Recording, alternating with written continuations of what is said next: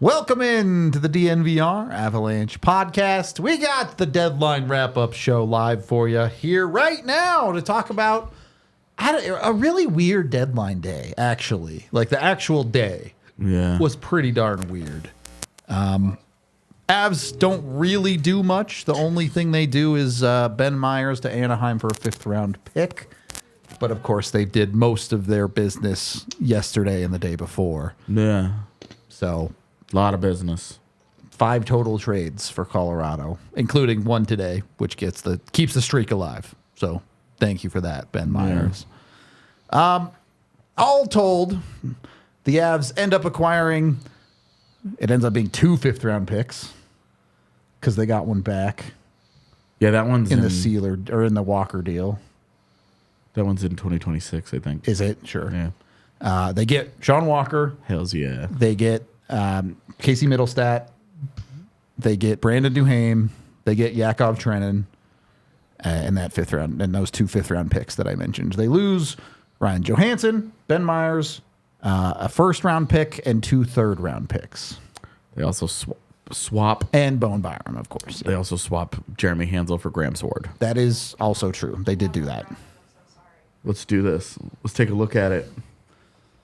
The in and outs, right? It's a lot. It looks like a lot. It is a lot. I mean, there's a lot of shakeup there, but realistically, it's only 2 roster players out, despite at least 3 roster players in, 4, depending on how you feel about Brandon Duhaime. Well, he'll be a roster player for sure, but actual lineup player, not sure.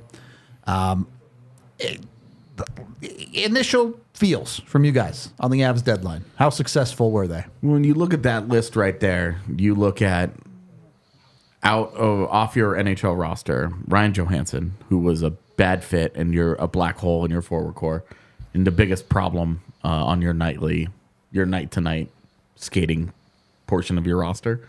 And Bowen Byram, who has been a significant disappointment this year in his level of play off of your defense. For sure.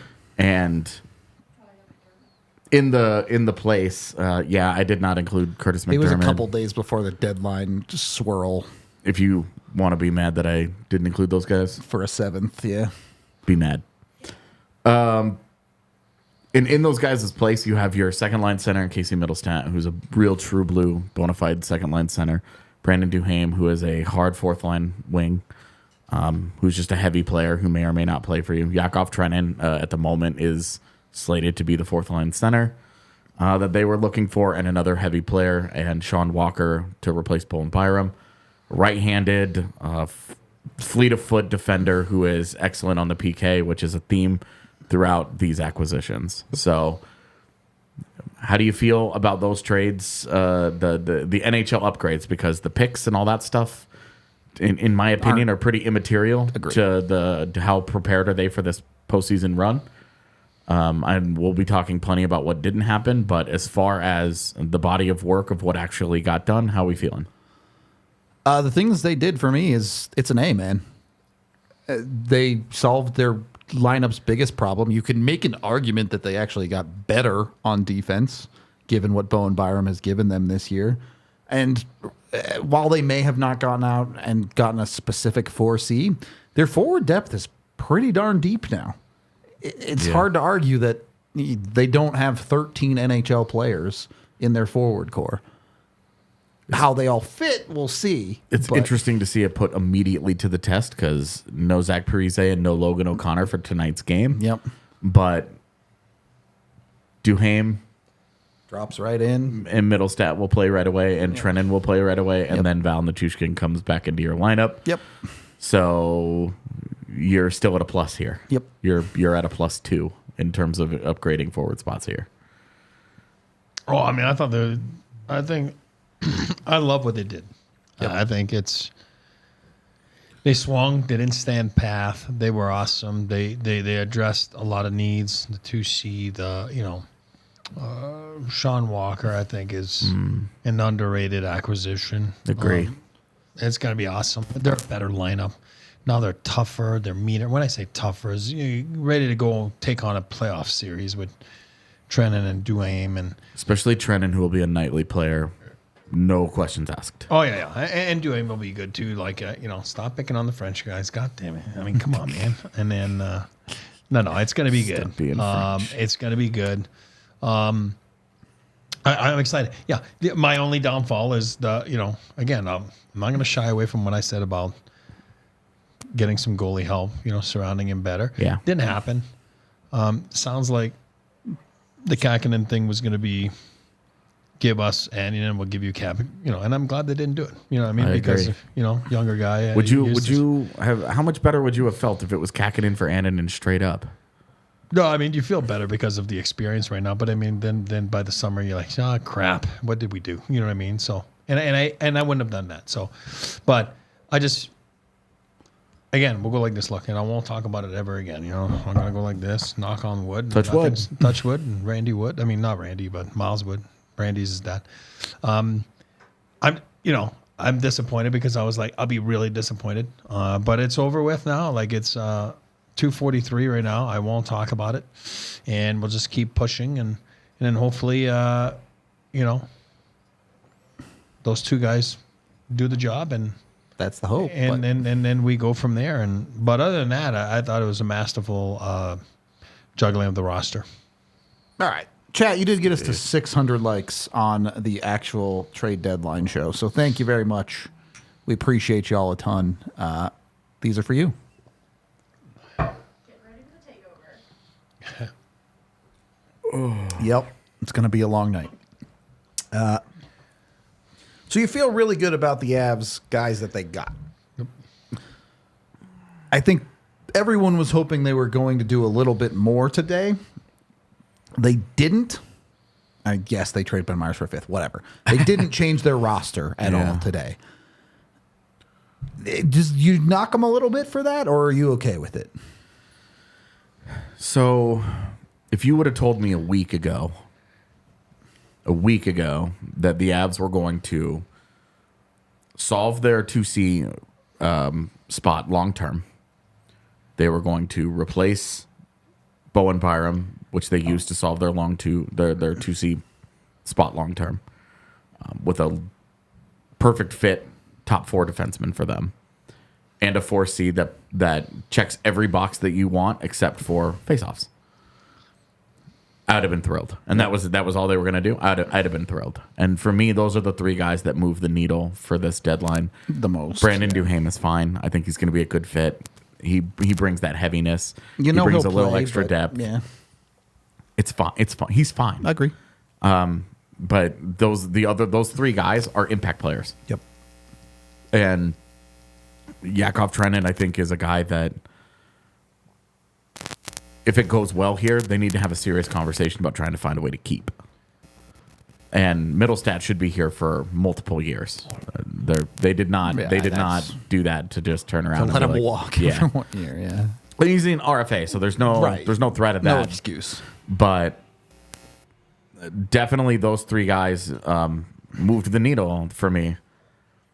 And if you would have told me a week ago that would be their deadline, I would have high-fived both of you and said, hell yeah, let's do this. Mm-hmm. So I feel that same way. I can be as disappointed as I want. I can be as disappointed as I want that they did not get the backup goaltender or another defender. I've also said a couple of times, I just didn't think that they were in dire need of another defender. And they feel a way about Jack Johnson that we don't. So we know they didn't feel a certain way about another D. Yep. So ultimately, though, I just think it's and surprisingly, there just weren't that many like depth defenders that got moved at this deadline. Really did not get really, moved. there were a couple. Colin Miller became less of a fit once Sean Walker got here, and then Joel Edmondson was a bad fit from the jump. So, Well, yeah, you watched Edmondson and Stetcher get moved yesterday, and you're like, that's about it. Colin Miller was really the only other one. Yeah, and then like Noah Hannafin. Well, that was never. But yeah, I mean, we're talking depth guys. So I really, the areas that they did not definitively answer. There's no backup goaltender that has experience that you are fully comfortable with saying, if we have to turn over the keys to our cup run to this guy, we know we're going to get a base level of play, or we feel confident we're going to get a certain base level of play. That doesn't exist with Justus Annunen. I don't care who you are. You could feel all the confidence in the world about him, but it's not based on reality. It's based on hope. Oh, yeah, And sure. right now, that's just where they are with it. We think that he, is part of their goaltender of the future plans, probably why he was not moved for Capo Kakinen, because they feel a certain kind of way about him too. And that was a bridge too far. I would also, you didn't find a surefire, this guy's the guy that you're going to put in the face-off circle at the end of games. Yep. In Ryan Johansson getting traded was your best face-off guy. You got worse at faceoffs. And you got worse in that area. Yakov Trenin has not played a significant amount of center in the NHL and does not take faceoffs in his career. So you are talking, as much as I love the addition of Yakov Trenin, there's puck marks there. Yep. And questions to be answered. And maybe it goes fine. Maybe he adjusts and it's not a big issue and he rocks. And we all love that acquisition even more. But you can look at those areas and say, they came up a little short here. But how much? I've always said, you do not pay exclusively for faceoffs. Of course. You go and get a guy that can play the position but also takes faceoffs. Nick Dowd didn't get moved anywhere, as far as we know. We're doing the show, and who knows? But unless the queue's just been AFK for an hour. yeah, straight up. computers were down. Nobody went and got Nick Dowd, so we're gonna have the same exact conversation a year from now. Mm-hmm. So that's. I guess I just don't. I would love to have those two things: the backup goaltender and a surefire face-off specialist on the fourth line, and a little more comfort that the guy that's going to play 4C for them is going to do a good job there. You would always like more than you have. Yeah. But you can't have everything. Yeah, and there's a cost to all these things. Yep. So, they leave about $2 million of cap space on the table. Yep. That's fine. Same. They created 5 in the initial trades that they made at first, and then they used up. They had 4.9. They finished with a little over 2. It's fine. They went to work. Unless you're distraught that Curtis McDermott is no longer on the lineup, that $2 million in cap space is whatever. Yeah. So I again, yes, I can understand wanting a 4C, wanting a 6D, wanting a 2G, whatever, and maybe being a little bit disappointed that they didn't go out and get that one more piece. But they have still made themselves significantly better at this trade, at least on paper. Obviously, you never know what happens in the games, but huge. It's hard not to feel really good about the moves they did make. Yeah. However, they are going up against a Winnipeg team who went out and made multiple moves, as well as a Vegas team who went out and broke the NHL. Yeah, let's focus. Let's stay in the Central for the moment. Sure. Because those are the immediate. Yeah. Colin Miller and Tyler Toffoli are the moves there, And Monty. and Sean Monahan in totality. We'll count Monahan. Yeah. Did they do enough? Dallas adds Chris Tanev, and I believe that's it. I don't think they did anything else today. So it's easy to look and say, okay, Colorado made the highest number of moves. Did they make the highest impact moves? Which one of those teams solved their problems, truly solved their problems? Because I think Winnipeg with Monahan did, but also adding Toffoli also did. And Colin Miller is just a guy that, he might be able to push Neil Pionk off the ice if push comes to shove. If they decide, if he's really struggling, or any of their guys, Dylan DeMello, if one of those guys really struggles at some point, Colin Miller can be a guy that helps them out, and he's a solid player. We all like him. He's a third pairing guy that can help. Did they do enough? Well, they got Hellebuck, right? Winnipeg. It's a pretty good. I mean, Yeah. again, hey, listen. I believe in the Avs. I said it at the start of the year. And I hate saying you guys know me enough. I'm not that. I do believe they come out of the West. I do believe that they had to do something to come out of the West. Earlier in the year, I was like, oh, they'll come out of the West.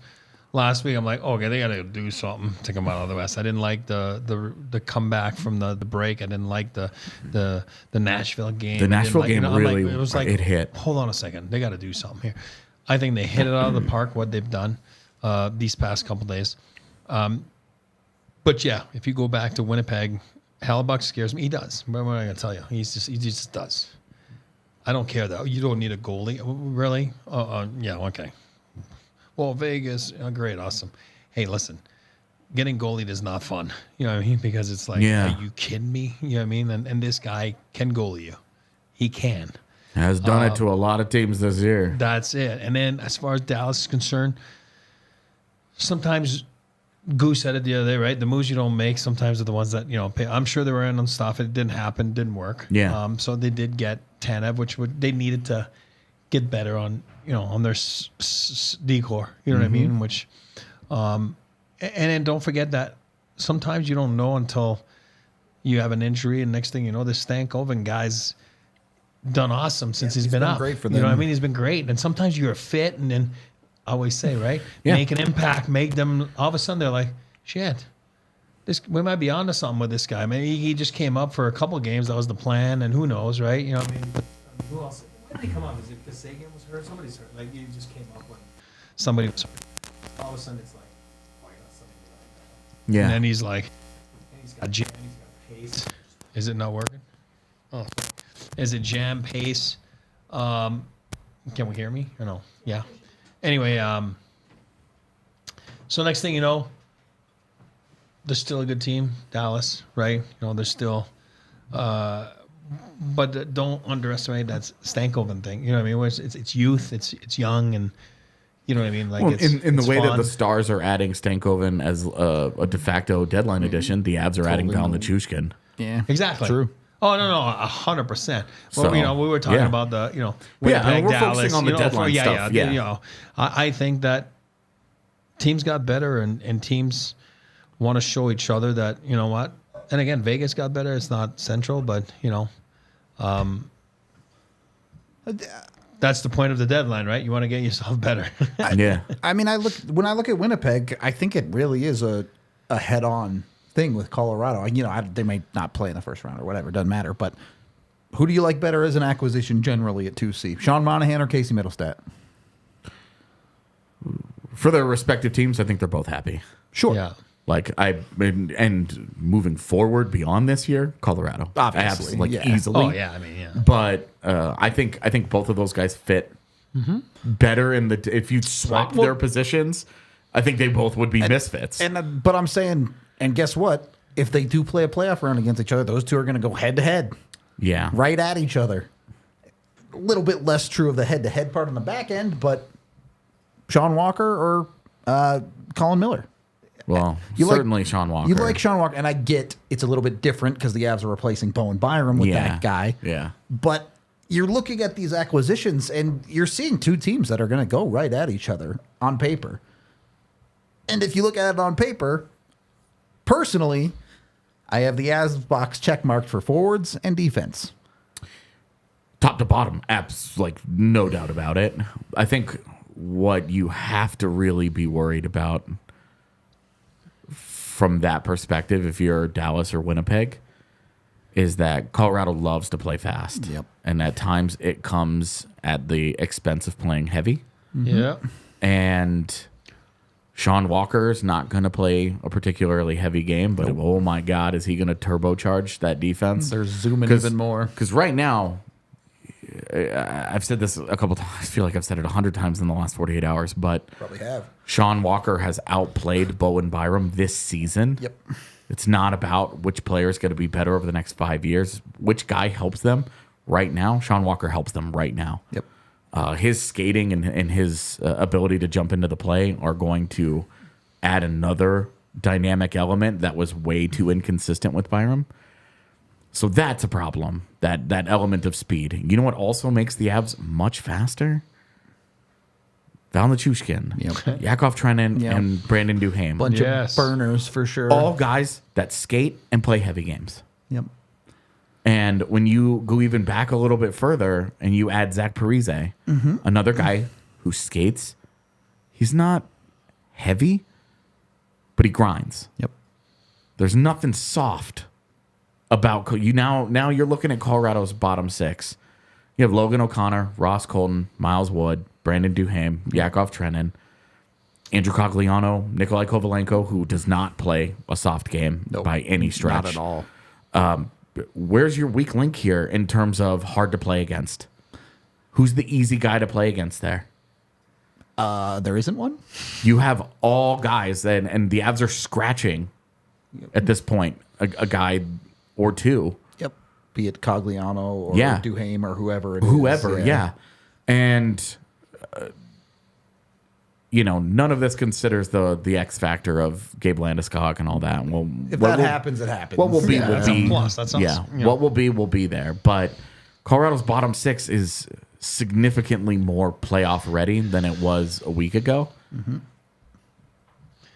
And it has not sacrificed the skill and speed that define what the Avalanche want to be. Exactly.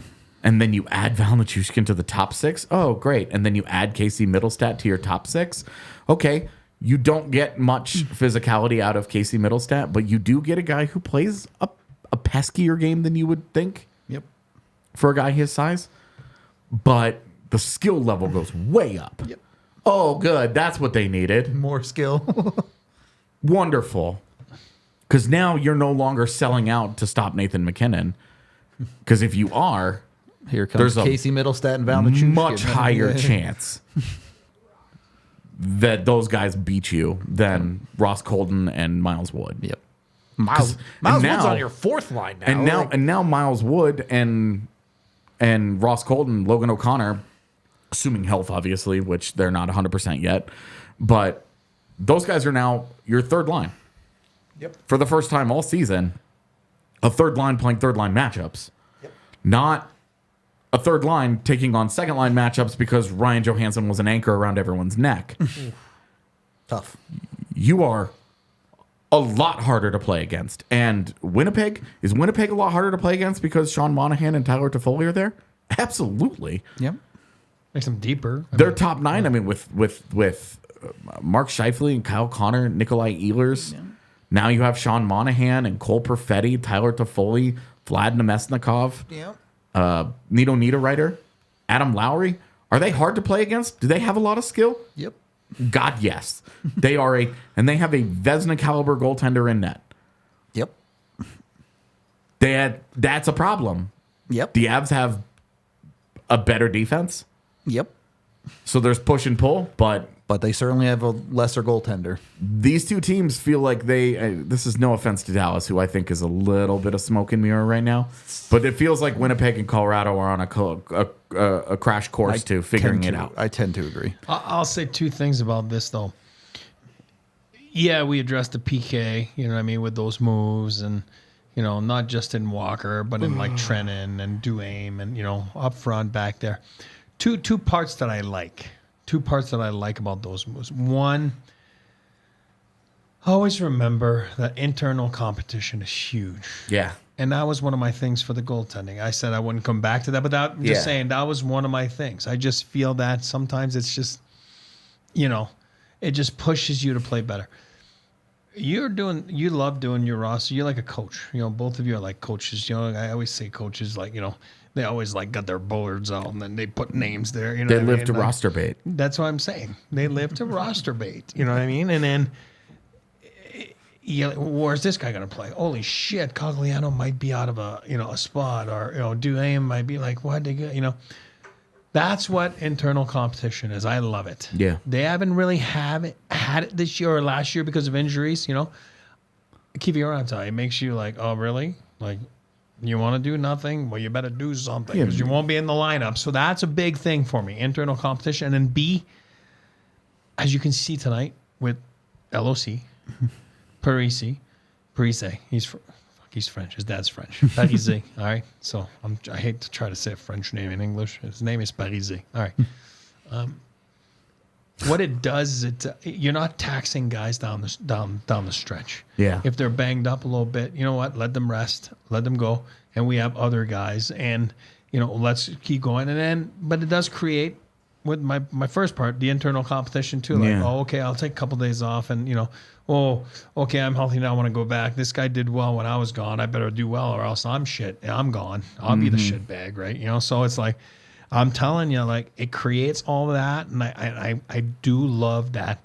There's a little bit of a crowded lineup right now. Rising tide raises all ships. It does. And then again, we're dealing with no injuries and stuff like that. Let's pretend there's no injuries, Yep. So again, we're dealing with minor ones. And then obviously Gabe doesn't count. Like, Gabe comes back. We all said, hooray, it's awesome. It's a plus. And don't forget, your beloved guy, Kovalenko. You know what I mean? It'll be interesting to see how this guy adapts to the league. And they're going to let him loose a little bit. Go see what you got. What I really like about this deadline especially is a week ago we said if Nichushkin comes back, Yep. if Kovalenko comes over and is an impact guy, and if Landy comes back, wow, that forward core is crazy. Now those feel like bonuses. Now, well, not Nichushkin. now one of those has happened, Yeah. and the other two what ifs, Yeah. you aren't reliant on those what ifs. You're already good. You are not reliant on those what ifs to be Yeah. good. If those You're right. boxes get checked, You're right. that's a great problem to have. Yeah. Wonderful. You can figure it out. And even if Landy comes back, he hadn't played in the NHL in 2 years, and he's going to get dropped into the NHL in the Stanley Cup playoffs. Expectations have to be a little more muted. Yeah. You might be talking about Miles Wood as a healthy scratch at that point. Yeah. Like That means your lineup's pretty effing good. you have built a really deep See? forward They're core. coaches. I told you those two are coaches. It's a deep forward core. The other aspect of this that I really like, there's a lot of wing versatility here. Yep. Yeah. Brandon Duhaime, both wings. Yeah. Trennan can play center for you or wing, depending on what you want. Trennan, because they don't have a better center option right now, is a little more handcuffed to the I 4C understand. spot. But maybe you see Kovalenko there. Like, But we'll see. you can try that at the end of the regular season, and you can see how that goes. But Nichushkin, Lehkonen, if he comes back, Landeskog, whatever happens, Yep. these are all guys that wing versatility. Play wherever, Not yep. this guy's a right wing, this guy's a left wing. Yep. Mikko Rantanen, he's a right wing. He only plays the right side. Zach Parise, that guy's a left wing. Yeah. Those are not guys that have spent a lot of time in their careers finding success moving around. Yep. They are who they are. Yep. But around them, wing versatility all around them. And so that's just additional versatility, additional options based on injuries. Very quickly create a top nine that is. You want Druin on the first line. You want Druin on the third line. You Exactly. want Nichushkin on the Druin second another line. wing guy. You want to split up Mac and Mikko. You have the pieces to move Right. around. You can try things, and depending on the team that you're playing against, you can maybe match up a little differently. Oh, do you want to go into a series against Dallas and bang a little bit more? Phrasing. Brandon Duhaime is the guy for you. Do you want to maybe go with a little more speed and hopefully a little bit more skill? Maybe Miles Wood is the guy for you. Whatever you decide is right, though, when you're healthy, your forward core has gone from, Jesus, these three lines on a night-to-night basis are struggling to score. The defense is the true second line. Okay.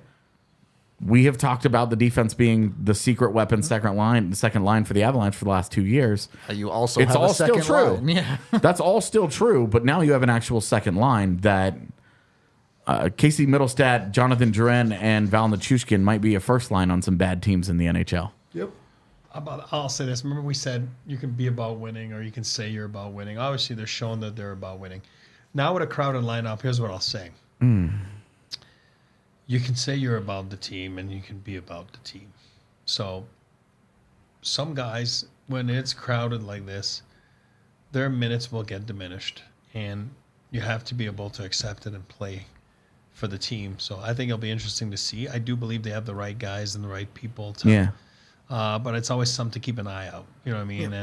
And you're in it together. You go, and sometimes it is crowded, and sometimes it's it gets uncrowded because of injuries or whatever it is. Yeah. So you got to be ready to go, and you can't be about yourself. You got to be about the team. We're going from Yoel Kiviranta playing 50 games for the Avs to not even sniffing the lineup in the postseason. He's not even could get in the lineup. Yeah, guy. he's like he goes from he's played I think 49 games for them right Something now. like that. And to like 15th forward. He's going to be your I think 16th Maybe, depending on yeah. the injury status of Chris Wagner. Fair. Okay. Like that's building a lot of depth. Yep. And I know we had talked about one more defender, Yep. but Hey. you've got the 6 that you're going to roll with. 7 is Caleb Jones, who's been a pretty good 7 this year. 8 Sam is Sam Malinsky. Malinsky. And then after that, it's probably Brad Hunt. And then But- after that, we'll see. But Malinsky's had a great audition this year. Yep. So I do believe there's a trust factor now a little bit there. You know what I mean? If need to be used, it's not like, who is this guy? He just played at Cornell. He just showed up last week. He's Yeah. got a certain amount of games. He's gotten He had, the like games 30 games this year? give and take. I didn't. Yeah, and then he's played in the American League. So again, college. God bless. I was a college guy. My son plays college. I call that the cocktail league. It's a weekend league. I mean, you play Friday, Saturday. Great, awesome. You bust 20 minutes one way and 30 minutes the other way. I mean, come on. Funny. But it's tough to play in this league. It's a lot of work Yeah. to every day and get on planes and to travel and time zones. It's a lot. So I do believe he's getting accustomed to that this year. So I do feel good about The NCAA wall is a very real thing in professional hockey. it is. Yeah. But it's also good that they didn't really tax Malinsky in a sense that, a little bit there, a little bit here. Yep. Be ready to go here if they ever need to be. Yeah. I think we'll feel, and they feel better by adding him, So And if they need a 10th, maybe Sean Barons can jump in. If you're at 10, you're you're down bad, man. Yep. And Yeah, if you're 4 defensive injuries deep, you're probably not getting out of that round. Yeah. And I want to look at Dallas briefly too. I know they didn't do a ton at this deadline, but if you're Dallas, who right now is the Avs' most likely opponent in the first round of the playoffs, you're looking at their forward core and defense and going, they're just us but better. Because they're two teams that are pretty similar, but the Avs have the higher end. They now have the solidarity throughout their forward core. Yeah. You add Sean Walker in a response to them going out and getting Chris Tanev. Again, I understand it's replacing Bowen Byram, but that's a step up from Byram mechanically on the ice this season. Yeah. And then you look at goaltending, and I know you're looking at goaltending and Georgiev has to be better, but Dallas is saying the same thing about Jake Ottinger right now. Ottinger hasn't been all that good this year. Yeah, Ottinger and Georgiev, shockingly similar numbers. If you blind put them next to each other They'd be and pretty said, close. tell me which guy is which, player A, player B, tell me who they are. And you flip over the name cards and it's Alexander Georgiev and Jake Ottinger, you might go, oh, okay, what's up with this? Yeah. That's the one area where the Jets have a giant advantage. Yep. But you also look at just the personnel on the defenses of both the Stars and Avs, and you think, in a 7-game series, is what the Jets have done this year going to hold up? Is Morrissey enough? We're going to find out. Well, I read something maybe. about the Jets here 2 seconds ago, right there, Yeah. about, the Avs haven't beaten the Jets this year. This is my take. okay. I'm not the Messiah. Never look at regular season wins and I losses. knew you were the right choice for this pod. Right. Because I don't remember the games against the Jets. I really don't. But sometimes you catch them. It's your third game of 4 nights. The other team's been rested for 3 days. So never look, not just the Jets, anybody's record against one another. It means jack diddly squat. I believe at the top of the Central Division right now, it is the still triangle. held true. The Avs have beat the Stars every single time. The Yeah. Jets have beat the Avs every single time, and the Yeah. Stars have beat the Jets every single time. Yep. Yeah. So Yeah. I just. are we really making anything of that? Especially like one of those Avs Jets games came in November. Yeah. Another one came in December, January. Like That's what I mean. Yeah, I don't remember. It's a if it was different hockey back-to-back. team. Was it a Segababa? Was it a different hockey team? It's a different hockey when team. When you play someone in the playoffs, it's not just somebody in chat right now. You play in the playoffs. They always go back. Oh, head to head this year. That team was 3-1. I mean, God, again, yeah, they made 3 acquisitions since that time. They had 4 injuries. I mean, it's playoffs. It's a fresh thing. Everybody's playing the same amount of games on the same amount of nights. Yeah. There's no advantage there. Yeah, your opponent and you are on the same It's schedule. just like, that's it. Yeah. And it's very important to remember that. Yeah, yeah. You guys said it, right? Yeah. You go back to the Winnipeg games at the start of the year. Forget all of the trade deadline acquisitions they didn't even have Zach Parise back then. Like, Exactly. For a lot of those games, they didn't have one of Arturi Lehkonen or Val Nichushkin. Very true. Like, remember Arturi Lehkonen got hurt in the 11th or 12th game of the season, like a minute in. Yeah. Yep. And Colorado's forward core never has had a chance to truly gel in the way that they built it. And then, oh, by the way, they just went and added a shitload of talent to it at the deadline. Yep. So you're going to see a very different beast in the Avalanche forward core for the last 18 games.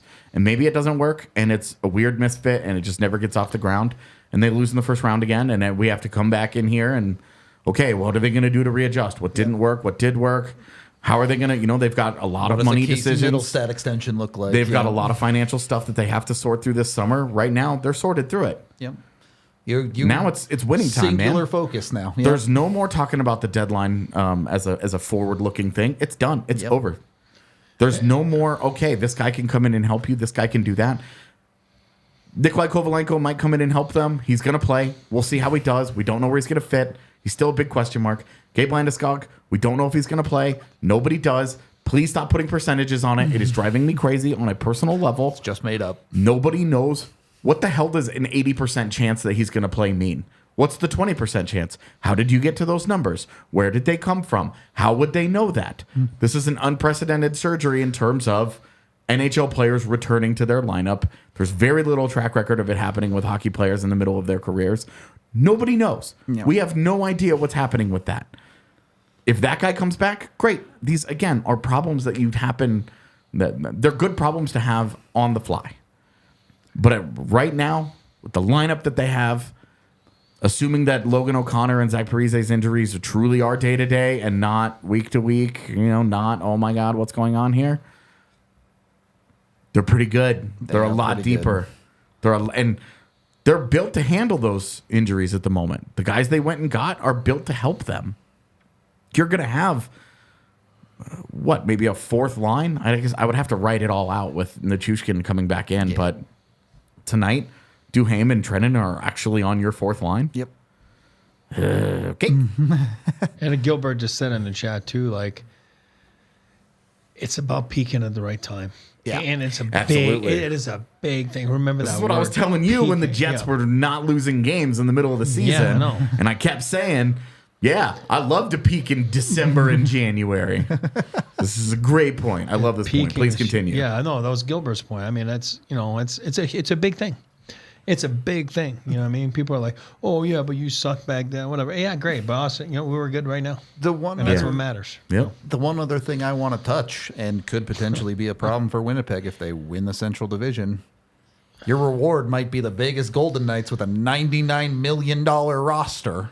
In the first 114, round. they said 114, isn't it? Magically. I don't know. Yeah. Magically having a conversation of, now Mark Stone's back in your lineup. Now Alec Martinez is back in your lineup. Tomas Hertl shows up. Yeah, Tomas Hertl should be back before the end of the regular season. What do you even say about Vegas with what they went out and did at this deadline? They killed it. It's a fantastic deadline. They went all the way in. They know it's their moment to try and go back to Shit, back. man. Did they go all the way in because that Tomas Hertl deal was They blackmailed Mike Greer. 30 cents on the dollar? What the hell was he thinking? That's a tough one. Dude, David Edstrom had better be fucking awesome. Dude better be the Hall of Famer. Yeah, at that price. Because I thought in the draft last year when we were talking about him, I was like, maybe this guy ends up as Trent Frederick. That's not enough for Tomas Hertl. No, that's a real. I mean, I don't know that any look can save that trade for San Jose's side, to be clear, but that would be bad.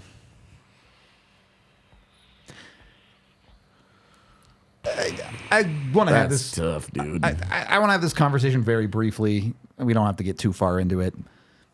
Can the NHL continue to allow shit like this? They'll address it, but you're going to address it in the next CBA. I mean, that's Well, and it's easy to ask that question because we rely on things like engagement. I'm sorry, that's funny.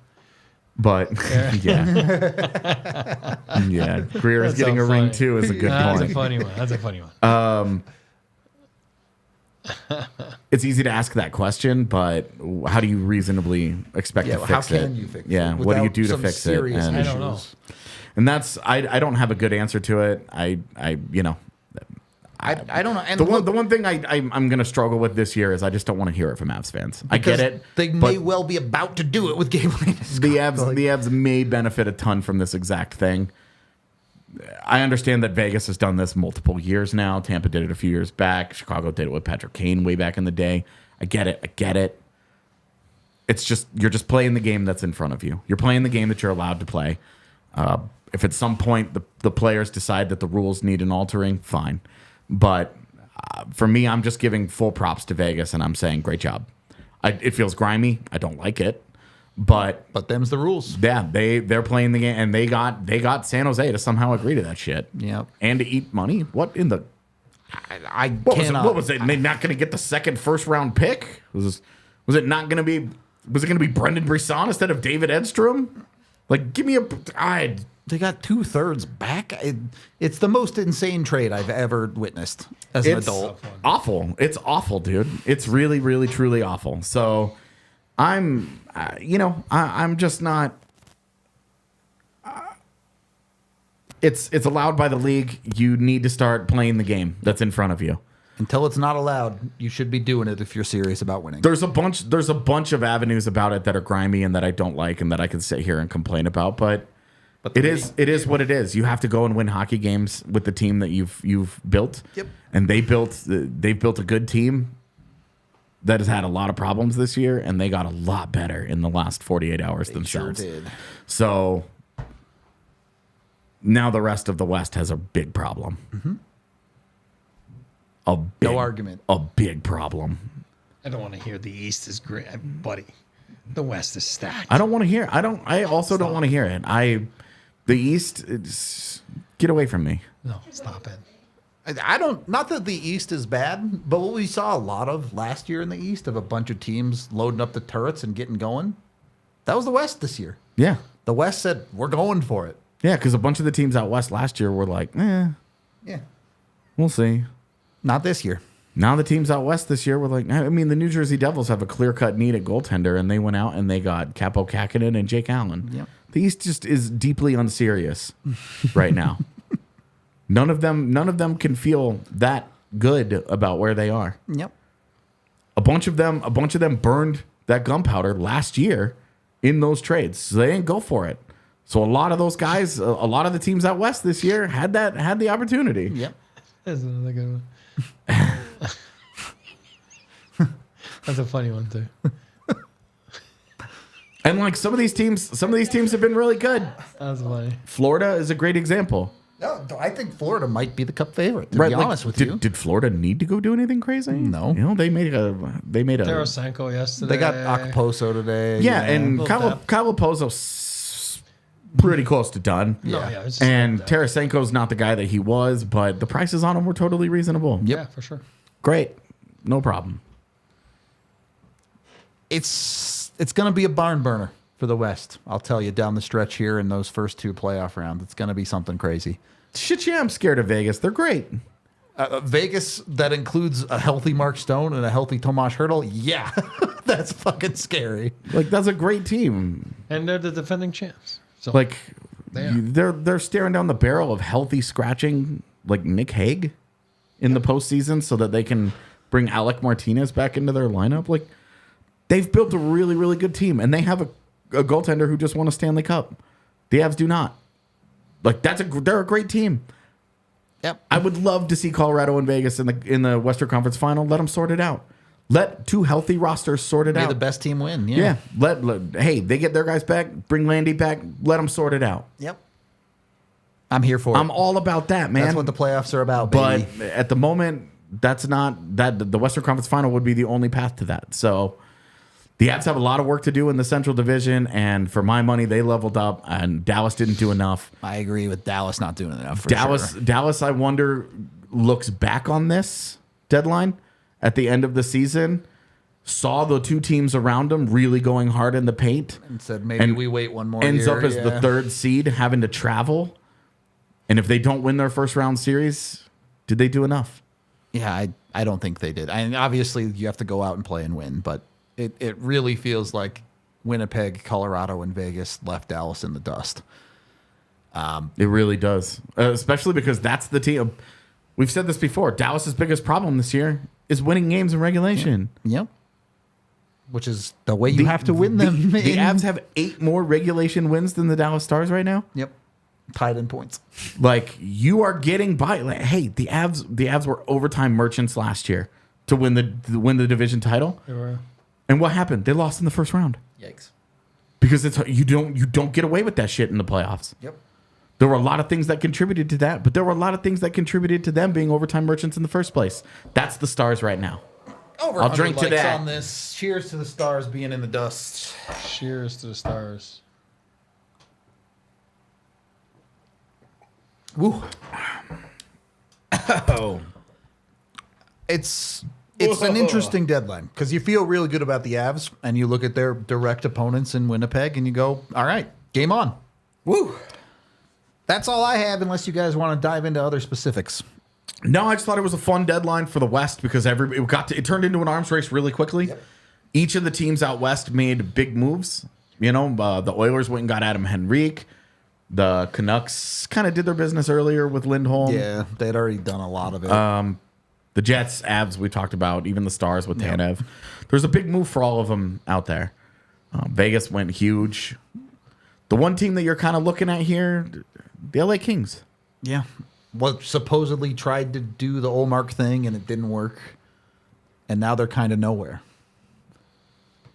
You got turned down. Yeah. That sucks. It does suck. Also, the conversation in here about the Vegas missing the postseason, it would take a serious collapse by them to by that to happen. Yes. The teams behind them just aren't very good, haven't been very good all year. And they'd have to make up 6 points. They would have to be 7 points better than Vegas over the last 18 games. That's a lot of ground to make up. It's easy to look at it and go, oh, they only need to be 3 wins better, but when the other team's allowed to win too, it's hard to be 3 wins better. With all the problems that Vegas has had this year, they've been about 500 for the last 3 months, but that's still enough to have them where they are. When you're 6 points back, if they go 500, you need to play 750 hockey to overcome them, basically. Yeah. It's a lot. It's not to say that it can't happen. Look at the winning streak that Nashville just ripped off. You could do it, but it would take a lot. Yeah.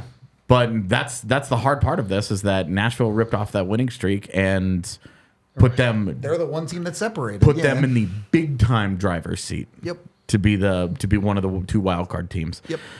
Vegas still for me. Vegas is still a major favorite to beat the Kings for one of the 3 Pacific Division spots. Sure. Given this deadline, for sure. Absolutely, that's what I'm saying, man.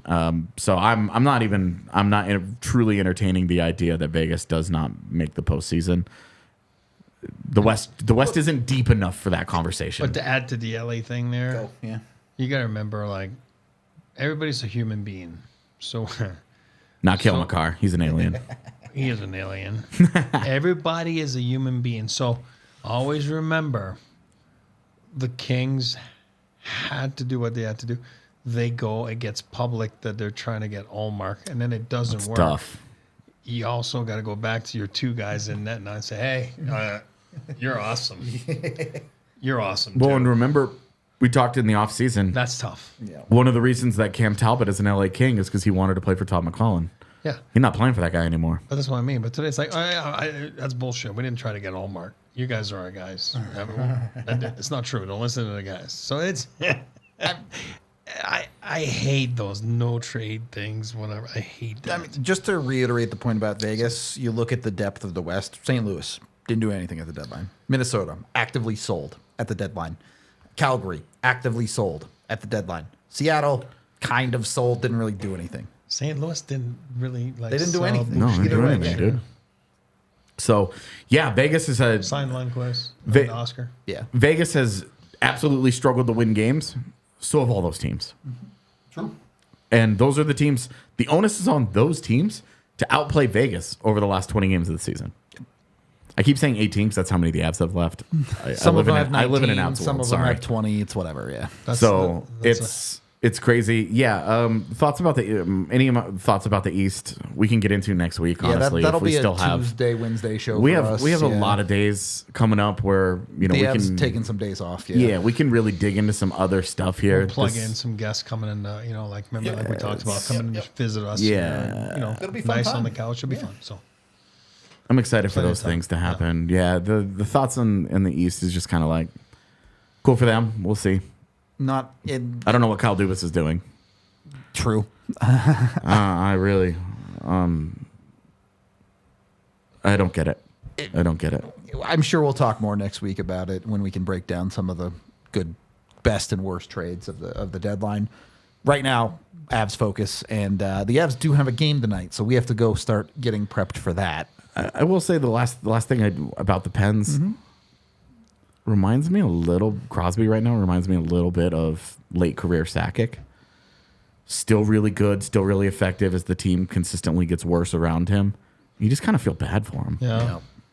You know, He looked he doesn't beat want to last leave. He's night. never going to leave. There's none of this. Oh, he's going to get moved somewhere. He looked defeated last night. Yeah, he did. And you kind of just feel bad that it's ending like this. Yep. You know, but at least with Ovechkin, it's like nobody cares. He's still scoring goals. He's in the chase for He the has Gretzky goal one job record for the rest of his career. Exactly. Yeah. And it's just like the winning games doesn't matter. And with Crosby, it's just a different. Yeah. It's not to say they have different priorities or that they're different. Whatever, one's better than the other. They're just so different. Yep. And to see it kind of ending the way that it feels like it's ending right now for Crosby and Pittsburgh, it's sad to watch. It's not fun for Yeah, sure. it's sad. It kind of bums me out, but All right. it is what it is. On that note, we are going to wrap up this show. We appreciate all y'all hanging out with us all trade deadline day. We will have a pregame show for the Avs game tonight against Minnesota with all of these new guys in the lineup. So check that out when it goes live later tonight. And then, of course, we'll have a postgame after the takeover, as we are going to Ball Arena and taking over the game tonight. But we'll have a postgame very, very late if y'all are still up and jonesing for Avs content. Tune in to that. We'll break down all of the new guys in their first game in Colorado. We appreciate you all so much. You guys have been awesome today. We're out here doing the work, and you guys are showing up for us. So thank you very much. We did get one super chat. Looks like that'll get really quickly. Dan with a bunch of check bucks says, Eric, do NHL players follow deadline moves? What goes through an NHLer's head seeing a VGK circumventing the cap like this? Could these moves raise a special VGK aversion among players? Of course, the guys follow the deadline, especially with social media. I mean, everything's right there, and their agents and their families, and guys do follow it. Now, as far as Vegas and stuff like that, guys are competitors. They don't really care about if that's circumventing or whatever it is. You know what? Guys like the challenge, and guys like to, for me, I like that. I like that Vegas is going for it again, and it's like, you know what? Perfect.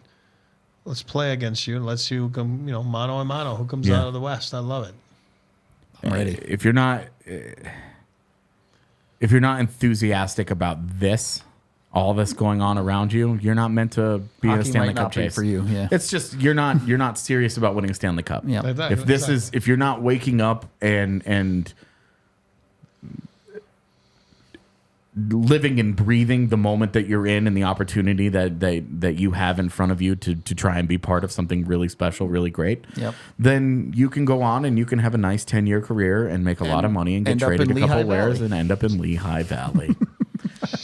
So, you just have to be this separates the people who are serious about winning from the ones who aren't. It does. It really does. All right. We're out of here. Thank you again. We'll see you later tonight. Until then, talk to you later. We all silly like the mayor.